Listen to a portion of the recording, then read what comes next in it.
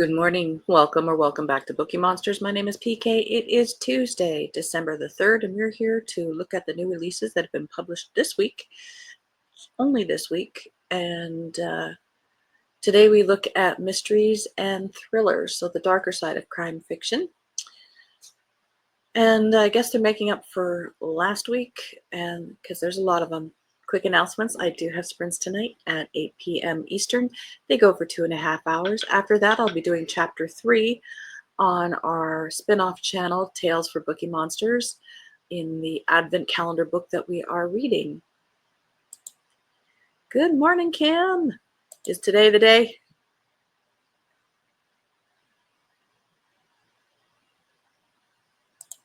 Let us jump in. The Tom Clancy estate has a new one, written by Brian Andrews and Jeffrey Wilson. 25th, if you count everything, in the Jack Ryan series. This is called Defense Protocol. For decades, Taiwan has been a thorn in the side of the Chinese government. An independent nation to the rest of the world, it is considered a rogue province by the PRC. Previous governments have tried to conquer the island using economic force and diplomatic pressure, but new Chinese President Li Jianjun is done fooling around. He's devised a secret military operation to take the island. Only one man knows how to stop Li's mad and bloody plan for reunification, and that's Minister of Defense Qin Haiyou. Fearing for his life and the safety of his family, Qin covertly makes contact with the CIA in Beijing and signals his desire to defect to the West. To get Qin out, John Clark creates an international task force reminiscent of Rainbow Six and goes undercover in mainland China. Meanwhile, Lieutenant Commander Katie Ryan is deployed to the tip of the spear of the destroyer USS Jason Dunham to defend Taiwan. Threatened by an encircling Chinese armada, she's under pressure to find a flaw in the invaders' plan for her father to exploit. For his part, President Jack Ryan may have the power of the entire U.S. military at his disposal, but what he really needs are these secret plans from Defense Minister Qin so he can stave off a war, because America's defense protocol could lead to a game of mutual destruction that could cost the lives of thousands of young soldiers, sailors, special operators, as well as his daughter.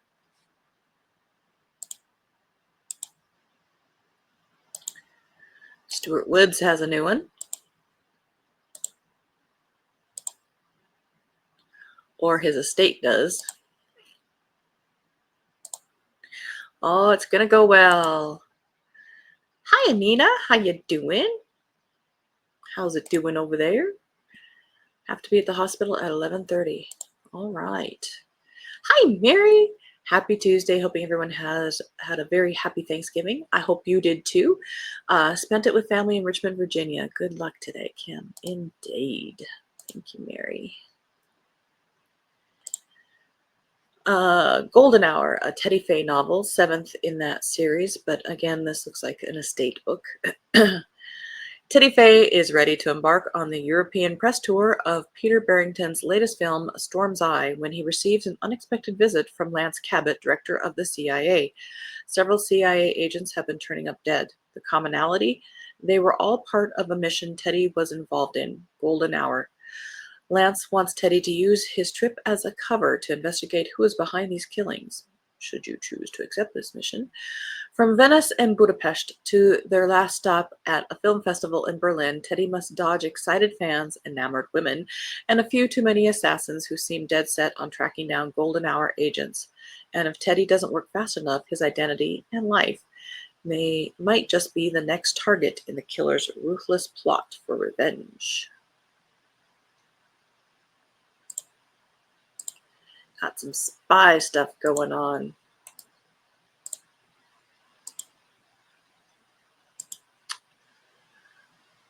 A new Department Q book.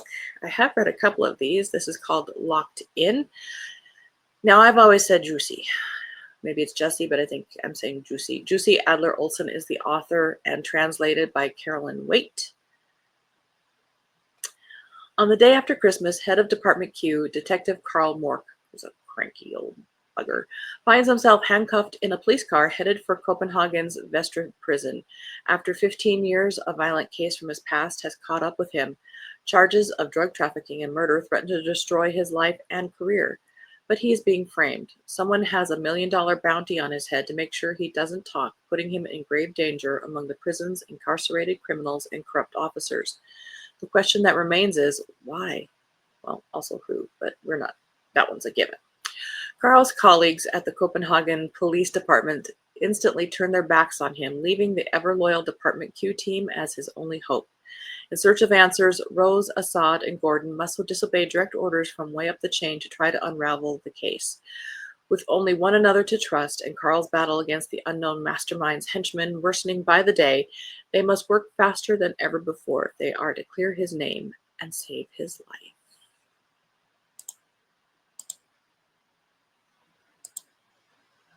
Robin Cook has a new one. I did check. It is new. Bellevue, a medical thriller. I'm okay. It's just very hot here. We are having a major heat wave. Oof. And it's summer down there, yes. Mary, the big hitters in the literary world have a bunch of goodies out for the season. Amazing how the ones that are dead keep on writing. never, yep. Don't let dying impede your career. 23-year-old Michael Mitt Fuller starts his surgical residency with great anticipation at the nearly 300-year-old iconic Bellevue Hospital, following in the footsteps of 4 previous celebrated Fuller generations. The pressure is on for this newly minted doctor, and to his advantage, he's always had a secret sixth sense, a sensitivity to the non-physical. But quickly, one patient after another assigned to his care begin to die from mysterious causes. As he tries to juggle these inexplicable deaths with the demands of being a first-year resident, things rapidly spiral out of control. If I were his superiors, I'd be saying, this career isn't for you.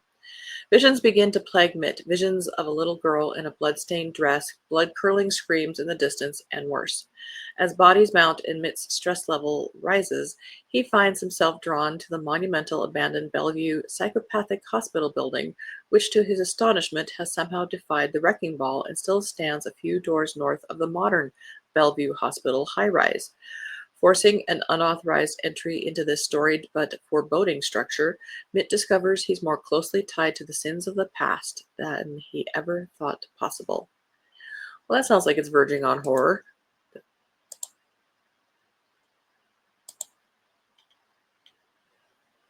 Perfect Storm by Paige Shelton. 6th in the Alaska Wild series.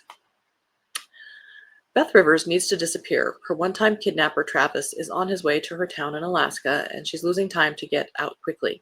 The perfect spot for Beth and her boyfriend Tex to hide presents itself in a camp in the woods away from Benedict. But when their trip takes them by Blue Mine, a small community that has seen tragedy over the last couple months, plans get diverted.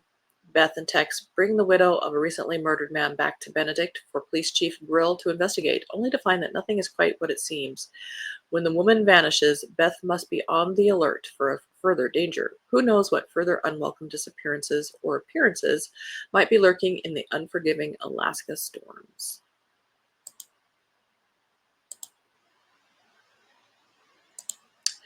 Peter Lovesey has a new one. I've read a couple here. This is 22nd in the Peter Diamond police procedurals.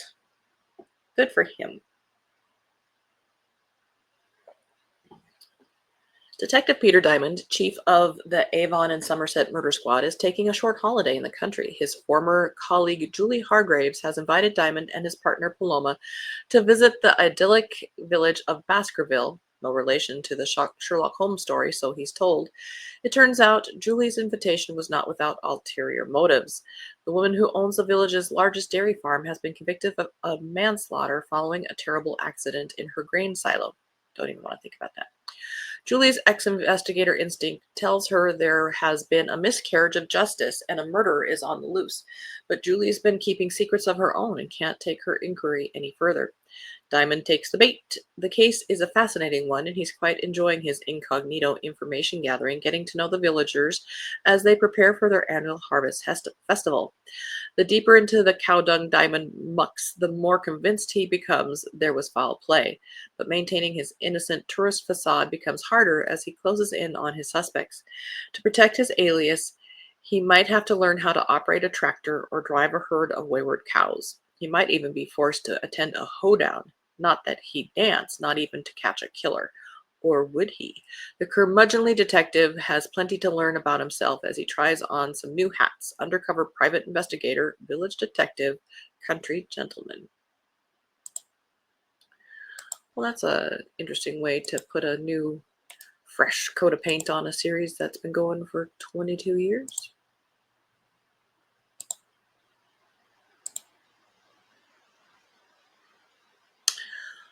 Past Redemption by David Mark, a D.S. McAvoy novel, book number 13. Declan Parfitt, one of Northumberland's most dangerous criminals, is about to be released after 14 years in prison. It's up to DCS Trish Farrow and DI Hector McAvoy to prevent this from happening. Parfitt's foster daughter Ruby doesn't believe her father is guilty of some of the worst crimes imaginable and is appealing to the parole board for him. McAvoy has to try and convince Ruby to see the real predator in Parfitt. Meanwhile, Trish has her own investigation, which could lead to more answers, tracking down a mysterious, extremely violent vigilante.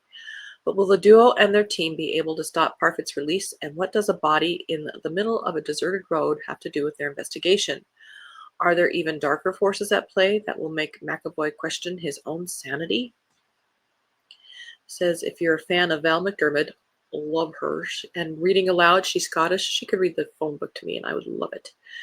Ian Rankin, Denise Mina, and Peter Robinson are read-alikes. If you like those authors, this would be one to try. E.J. Copperman has a new one. 6th in the Jersey Girl Legal Mysteries. This is called The Good Lieutenant, or just Good Lieutenant. While settling into her new home in Los Angeles together with her boyfriend and TV star Patrick McNabb, attorney Sandy Moss receives a phone call from the LA Men's Detention Center. It's a new client accused of murder, the near-stoic Lieutenant Casey Trench. Being good at his job but not well liked in his department, Trench is accused of killing a fellow LA police officer whom he openly despised and threatened. With the odds against her, Sandy takes on the case of her sometime nemesis, sometime ally. She is certain that Trench can't be the killer. It seems like someone is trying to pin the murder on him, but who and why? And what isn't Trench telling her? Sandy has a tricky case on her hands with all the evidence pointing at Trench as the murderer, but one thing is clear: she will help the stoic lieutenant even if it puts her in unimaginable danger. This is being compared to Suits with a touch of romance and could give Perry Mason a run for his money in the blurbage. End of row 2. Jane A. Addams has a new one. Cold Bones, 10th in the Henry Johnstone 1930s mysteries. 1931, Lincolnshire. Everyone thought that the young man who attacked Robert Hansen in a field 3 years ago before fleeing the scene was responsible for his death, including Detective Chief Inspector Henry Johnstone. Now retired from Scotland Yard and working as a private investigator, a shocking confession draws Henry back to the case. But is it worth stirring up old passions and bitter rivalries to right past wrongs? Yeah. Meanwhile, Inspector Mickey Hitchens is investigating a chilling case of arson and murder, and his old boss and mentor Henry's assistance could be the key to unlocking the case.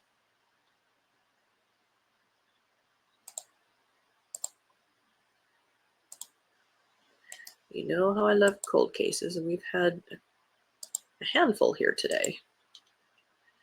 Trouble Island by Sharon Short.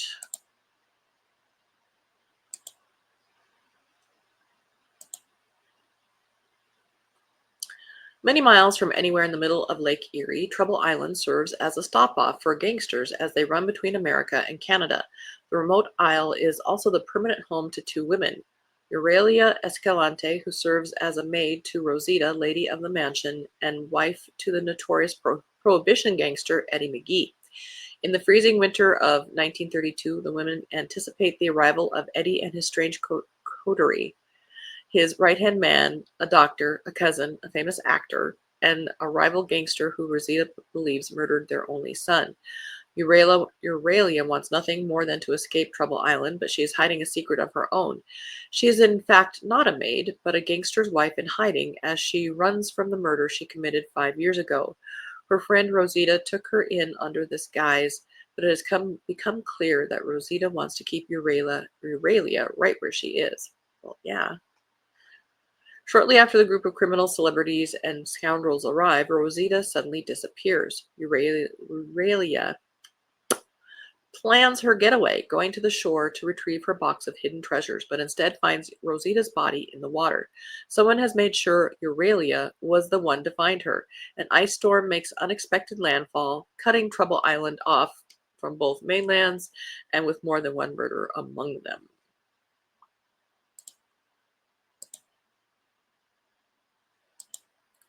Shocked face. There's a storm that cuts them off.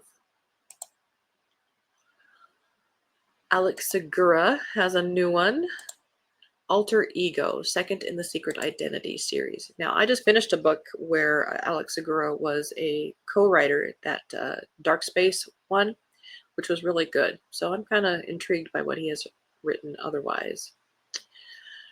Annie Bustamante, that's a fun one, is a cultural force like none other, an acclaimed filmmaker, an author, a comic book artist known for one of the all-time best superhero comics in recent memory. But she's never been able to tackle her longtime favorite superhero, the Lethal Lynx. Only known to the most die-hard comic fans and long out of print, the rights were never available until now. But Annie is skeptical of who is making the offer. Bert Carlyle's father started Triumph Comics and has long claimed ownership of the Lynx. When she starts getting anonymous messages urging her not to trust anyone, Annie's inner alarms go off. Even worse, Carlyle wants to pair her with a disgraced filmmaker for a desperate media play. Annie, who has been called a genius, a sellout, a visionary, a hack, and everything else under the sun, is sick of the money grab. But for the first time since she started reading a tattered copy of the legendary Lynx #1 as a kid, she feels a pure creative spark, the chance to tell a story her way. She's not about to let that go, even if it means uncovering the dark truth about the character she loves.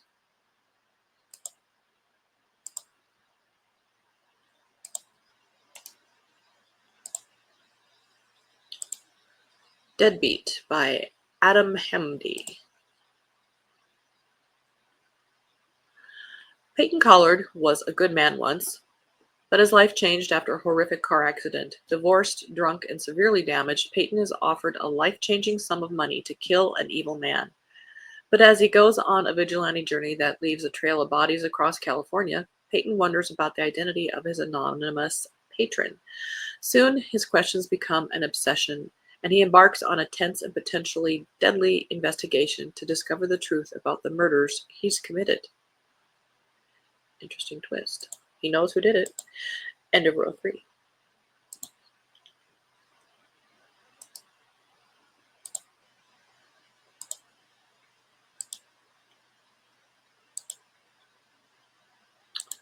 Havoc by Christopher Bollen. 81-year-old widow Maggie Burkhart came to the Royal Karnak to escape, but not in quite the same way as most other guests who are relaxing at this threadbare luxury hotel on the banks of the Nile. Maggie, a compulsive fixer of other people's lives, may have found herself in hot water at her last hotel in Switzerland and just might have needed to get out of there fast.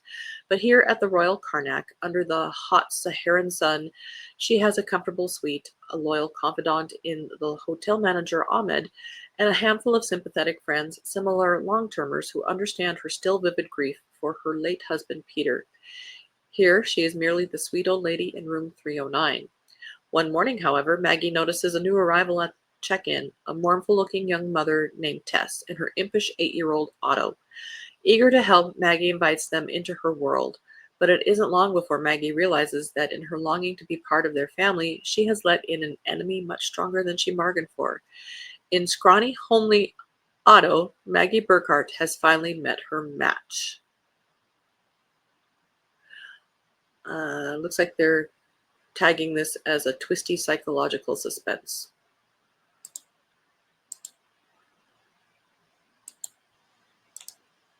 Is Otto evil? I Might Be in Trouble by Daniel Ailman. That is a bright pink cover. A few years ago, David Alvarez had it all: a six-figure book deal, a loving boyfriend, and an exciting writing career. His debut novel was a resounding success, which made the publication of his second book, a total flop, all the more devastating. Now David is single, lonely, and desperately trying to come up with the next great idea for his third manuscript, one that will redeem him in the eyes of readers, reviewers, the entire publishing world, and maybe even his ex-boyfriend. But good ideas are hard to come by, and the mounting pressure of a near-empty bank account isn't helping. When David connects with a sexy stranger on a dating app, he figures a wild night out in New York City may be just what he needs to find inspiration, because that's worked every time in movies and books and life. Lucky for him, his date turns out to be handsome, confident, and wealthy, not to mention the perfect distraction from yet another evening staring at a blank screen. After one of the best nights of his life, David wakes up hungover but giddy, only to find Prince Charming dead next to him in bed. Horrified, completely confused, and suddenly faced with the implausible but somehow plausible idea that he may have actually killed his date, David calls the only person he can trust in a moment of crisis: his literary agent, Stacy. Together, David and Stacy must untangle the events of the previous night, cover their tracks, and spin the entire misadventure into David's career-defining novel, if only they can figure out what to do with the body first.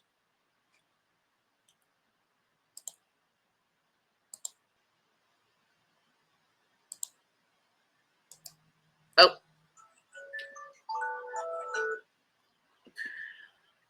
that's all we have time for. Everybody remember, we were on the bright pink one. If we have time to get back to these. All right. Lots of good ones today, indeed. They were making up for last week. Cold here today in the 20s. No snow, but you probably had some, right? We had some last week. This week is being extremely warm for December, but it comes back next week. I think yesterday we were in the 40s. I think we might be getting in the 50s today. So there is some snow, but it's melting fast. Have a great day, Kim. You too. Good luck. Let us know how it goes. Keep us informed because we care. All right. So tomorrow we'll look at romance. And again, tonight I do have sprints at 8 p.m. Eastern for 2.5 hours. Right after that, we're reading chapter 3 on the alternate channel, our spin-off channel, Tales for Bookeemonsters. It's an advent calendar style of mystery book called Christmas at Glitter Peak Lodge. It's actually a book in translation from Norwegian. The prologue, day 1 and 2 are up, so you haven't missed a whole lot if you want to go get caught up on that. Mary says, thanks so much. Always fun and interesting. Thanks. Awesome. All right. Everybody, have a very good Tuesday. See you later. And be safe, be happy, read good books. And as the banner says, don't be a bookworm, be a bookie monster. Nom nom nom. Have a good day and God bless.